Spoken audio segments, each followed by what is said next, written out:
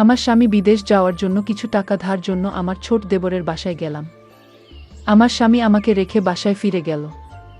রাতে খাওয়া দাওয়া সেরে আমার দেবরকে টাকার কথা বললাম। আমার দেবর বলল, টাকা দিতে পারি, তবে একটা শর্ত আছে। বন্ধুরা, আমার স্বামী বিদেশ যাবার চেষ্টা করছে। ইদানিং মিস্ত্রি কাজ করে সংসারের ভরণ পোষণ চলে না।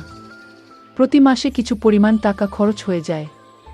বিগত 3 বছর প্রায় 40,000 টাকা খরচ হয়ে গেছে। দিন দিন টাকার পরিমাণ বেড়েই চলেছে। চোখে মুখে শোষে ফুল দেখতে পেলাম। গ্রামের একজন প্রবাসী ভিসা দেওয়ার অফার দেয়। আমার স্বামী বিদেশ যাওয়ার ইচ্ছে জাগল। ভিসা বাবদ 3,20,000 টাকা মতো লাগবে, কিন্তু হাতে টাকাগুলি বলতে মোটেও নেই। উপায় তো না দেখে আমার ভাসুর অমিতের মাধ্যমে ব্যাংক হতে বিভিন্ন মানুষের নামে 50,000 টাকা ম্যানেজ করা হলো। বাকি টাকার কোনো ব্যবস্থা কিভাবে করি, পথ পাচ্ছিলাম না। একদিন আমরা বসে আলোচনা করলাম যে শহরে আমার স্বামীর 2 জন মামা ভাই থাকে। তাদের বাসায় গেলে কোনো সাহায্য পাওয়া যায় কিনা দেখা যেতে পারে। যেই ভাবা সেই কাজ। আমরা দিনক্ষণ ঠিক করে প্রথমে আমার দেবরের বাসায় গিয়ে উঠলাম। দেবর অবিবাহিত, সরকারি ভালো চাকরি করে, ভালো মাইনে পায়, তাছাড়া ভালো আউট ইনকাম তার। সেজন্য কোনো অভাব নেই বললে চলে। সামনে বিয়ে করার প্ল্যান আছে বিধায় বিরাট আকারের একটি বাসা নিয়ে থাকে। আমরা বিকেলে দেবরের বাসায় গিয়ে পৌঁছালাম। আমাদেরকে দেখে সে আশ্চর্য হয়ে গেল। সে বলল, আপনারা কোথায় হতে এলেন? কিভাবে এলেন? কি উদ্দেশ্যে এলেন? একসাথে অনেক প্রশ্ন করে আমাদেরকে বাসায় অভ্যর্থনা জানাল। আমরা বাসায় ঢুকলাম, হাত মুখ ধুয়ে ফ্রেশ হলাম। দেবর বাড়ির সবার কথা জানতে চাইল। তাদের ও আমাদের বাড়ির সবার কথা তাকে জানালাম।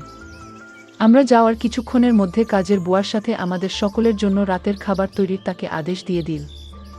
আমাদের উদ্দেশ্যের কথা এখনই বললাম না, রাতে খাওয়া দাওয়া সেরে বলবো, প্ল্যান আছে। সন্দেশের সামান্য পরে আমার স্বামী বলল, আমি একটু আমার আরেক ভাইয়ের বাসা থেকে ঘুরে আসি, তারপর রাতে একসাথে খাওয়া দাওয়া করে কথা বলবো। দেবর বলল, রাতে ঠিক চলে আসবেন তো ভাইজা? আমার স্বামী বলল, হ্যাঁ। তখন দেবর বলল, তাহলে জানা শোনেন, যদি রাতে আপনি না আসেন, আমি কিন্তু ভাবিকে আস্ত রাখবো না বলে দিলাম। এই বলাতে আমরা 3 জনেই অট্টহাসিতে ভেঙে পড়লাম। আমার স্বামী চলে গেল। আমি আমার শিশু বাচ্চাকে খাওয়ালাম এবং তাকে ঘুম পাড়িয়ে দিলাম। আমরা দেবর ভাবি সোফায় বসে টিভি দেখছিলাম আর রাজ্যের নানা কথাতেই মশগুল হয়ে গেলাম। কথার ফাঁকে আমাদের উদ্দেশ্যের কথা বললাম। তোমার ভাই বিদেশ যেতে চায়, কিন্তু টাকার খুব অভাব। মোটামুটি টাকা জোগাড় করেছি, আরও 1 লাখ টাকা দরকার।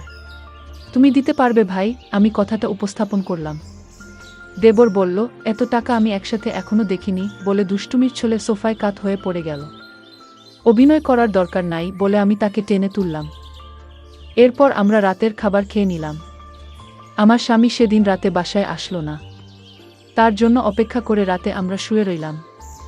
নতুন জায়গায় তেমন ভালো ঘুম হলো না। সকালে স্বাভাবিকভাবে নাস্তা সেরে নিলাম। আমার স্বামী আসলো, তাকে নাস্তা দিলাম। আমরা চলে যাবার প্ল্যান করলাম। তার আগে আবার একবার দেবরকে টাকার কথা বললাম। দেবর বলল, টাকা জোগাড় করতে আমার সপ্তাহখানিক সময় লাগবে। কখন লাগবে তোমাদের টাকা? আমি বললাম, আগামী 10 দিনের মধ্যে হলে আমাদের চলবে। আমার স্বামীর দিকে লক্ষ্য করে বলল, তাহলে আগামী সোমবার তুমি আবার এসো, আমি কিছু টাকা দিতে পারবো। বাকি টাকা তুমি অন্য কোথাও সংগ্রহ করতে পারো কিনা দেখ। আমার স্বামী কি যেন চিন্তা করল। তারপর বলল, তাহলে আমি তোর ভাবিকে রেখে যাই। তুই যত তাড়াতাড়ি পারিস টাকা জোগাড় হলে তোর ভাবিকে পাঠিয়ে দিস, কেমন? আমি আপত্তি করলাম। আমার স্বামী আড়ালে নিয়ে আমাকে বলল, যদি আমরা কেউ সামনে না থাকি, তাহলে সে যদি টাকার কথা ভুলে যায়। আর তুমি এখানে থাকলে এমন কিছু ঘটবে না। তুমি এখানে থাকো, টাকা যে কোনো উপায় আমাদের পেতে হবে। আমি বাড়ি গিয়ে বাকি টাকা জোগাড় করতে হবে। আর তুমি বুঝিয়ে সুঝিয়ে বেশি টাকা নিতে পারবে কিনা দেখবে। আমি রয়ে গেলাম। আমার স্বামী চলে গেল। আমার স্বামীকে গাড়িতে তুলে দিয়ে 1 ঘন্টার মধ্যে দেবর ফিরে আসলেও দিনে কোনো প্রকার দুষ্টুমি করেনি। রাত হলো, সে রাতের কথা কিছুক্ষণ পর বলছি। রাত প্রায় 9টা বাজল। আমরা রাতের খাওয়া দাওয়া সেরে নিলাম। এবার ঘুমানোর পালা। আমি আমার শিশু সন্তানকে পাত্রে দুধ খাওয়ায় ঘুম পাড়িয়ে নিলাম। আমি বিছানায় গিয়ে শুনলাম দেবর টিভি অন করে সোফায় আরাম করে বসল। বসে আমায় ডাকলো, ভাবি সোফায় আসো। আমি কোনো জবাব না দিয়ে বিছানায় শুয়ে রইলাম। একবার আমাকে ডেকে সাড়া না পাওয়ায় সোফা হতে উঠে আসলো এবং আমাকে ছি ভাবি বলে ডাকতে লাগলো। আমি সাড়া না দিয়ে পারলাম না। বললাম, অনেক রাত হয়েছে, ঘুমিয়ে পড়ো। এরপর সে বিছানায় গিয়ে শুয়ে পড়ল। কতক্ষণ ঘুমালাম জানি না। আমার ঘুম ভেঙে গেল। আমার ঘুম ভাঙলে আমি তাকে বুঝতে দিলাম না। বুঝতে পারলাম ঘুমের মধ্যে কি ঘটনা ঘটে গেছে। ভাবলাম আর থাকবো না, চলে যাব। তাই সকালে নাস্তা খেয়ে রেডি হলাম। তখনই মনে হলো, এভাবে চলে গেলে স্বামীর টাকা জোগাড় হবে কিভাবে। নানান কথা ভাবতে ভাবতে সকাল ৯:০০টায় আমাকে একটা মোবাইল ফোন দিয়ে দেব বলল। অফিস হতে আমি যোগাযোগ করতে পারি, তাই এটা দিলাম। এই বলে সে অফিসে চলে গেল। আমি একা তার পথ চেয়ে বসে রইলাম। অফিসে চলে যাওয়ার পর আমি সম্পূর্ণ একা বসে বসে টিভি দেখছিলাম। দরজায় কড়া নাড়ল। দরজার পাশে গিয়ে জিজ্ঞেস করলাম, কে? বাহির হতে জবাব এলো, আমি কাজের বুয়া। খুলে দিলাম দরজা। বুয়া পাক শাক সব শেষ করে আমার কাজ হয়ে গেছে বিদায় নিয়ে চলে গেল। আমি আবার টিভি দেখায় মগ্ন হলাম। বেলা প্রায় ১টা বাজল। আমি স্নান করার জন্য প্রস্তুতি নিলাম। এমন সময় মোবাইল বেজে উঠল। দৌড়ে গিয়ে রিসিভ করলাম। ওপার হতে আমার দেবর বলতে লাগলো, ভাবি, আমি একজন লোকের হাতে ১০,০০০ টাকা পাঠাচ্ছি। লোকটা আমার খুব আপন। আপনি একটু ভালো করে মেহমানদারি করবেন। চা নাস্তা যা চায় তা দেবেন। কোনো কার্পণ্য করবেন না, বুঝলেন? টাকাগুলো আপনার জন্য। আমি ঠিক আছে কি বলে ফোন রেখে দিলাম। আমি আবার টিভি দেখার জন্য সোফায় বসলাম। টিভিতে একটা ইংলিশ সিনেমা চলছে। এমন সময় দরজায় কড়া নাড়ার শব্দ হলো। দরজা খুলে দিলাম। একই দেখছি। সম্পূর্ণ এক নিগ্রো মানুষ, প্রায় ৬ ফুট লম্বা। হাতের আঙ্গুলগুলো যেন আমাদের বাঙালিদের হাতের বাহুর মতো, যেমন লম্বা তেমনি মোটা। লোকটি বাংলায় বলল, আসতে পারি ভাবি? আমি হেসে বললাম, হ্যাঁ আসুন। লোকটি সরাসরি সোফায় গিয়ে বসল। তাড়াতাড়ি চা নাস্তা তৈরি করে তাকে পরিবেশন করলাম। সে ১০,০০০ টাকা আমার হাতে গুজে দিল। আমার খাতিরদারি তার নাকি বেশ ভালো লেগেছে। বিদায়ের সময় আমার কান্না এসে গেল। সে আমাকে বলল, কেঁদো না, যদি সম্ভব হয় আমি আবার একবার আসব। তার চলে যাওয়ার পথে এক দৃষ্টিতে তাকিয়ে রইলাম। ভাবলাম, সে যদি আমাকে সাথে নিয়ে নিত। বিকালবেলায় আমার দেবর অফিস হতে ফিরে এসে লোকটির কথা জানতে চাইল। টাকা দিয়েছে কিনা? বললাম, হ্যাঁ দিয়েছে। আমার দেবর আশ্চর্য হয়ে আবার জানতে চাইল, তাহলে দিয়েছে? আমি বললাম, হ্যাঁ দিয়েছে তো। এতে আশ্চর্য হওয়ার কি আছে? আমার দেবর হেসে উঠে বলল, এমনি এমনি দেওয়ার কথা ছিল না। আমি কোনো কথা না বলে চুপ হয়ে রইলাম। আমার নীরবতা দেখে যা বোঝার বুঝে গেল। আমাকে বলল, ভাবি, দুনিয়াটা বড়ই কঠিন। কেউ কাউকে এমনি এমনি টাকা দিতে চায় না, সবাই বিনিময় চায়। সে আমাকে ধারে টাকা দিয়েছে, যথাসময়ে এগুলো ফেরত দিতে হবে। আমি তোমাদের টাকা প্রযোজনের কথা এবং তোমার উপস্থিতির কথা সব জানিয়েছিলাম। তুমি যদি দাদাকে কিছু না বলো, তাহলে ১ থেকে ২ লাখ টাকা জোগাড় করে দেয়া যাবে। শুধু দাদাকে বলবে সব টাকা আমি দিয়েছি। এতে টাকাও জোগাড় হয়ে যাচ্ছে। তখন ভাই বিদেশ যাওয়া নিশ্চিত হচ্ছে। আমি তার কথা নির্দেশ সব শুনছিলাম। উপদেশ শেষ করে আবার সম্মতি জানতে চাইলে আমি কোনো উত্তর না দিয়ে নীরব রইলাম।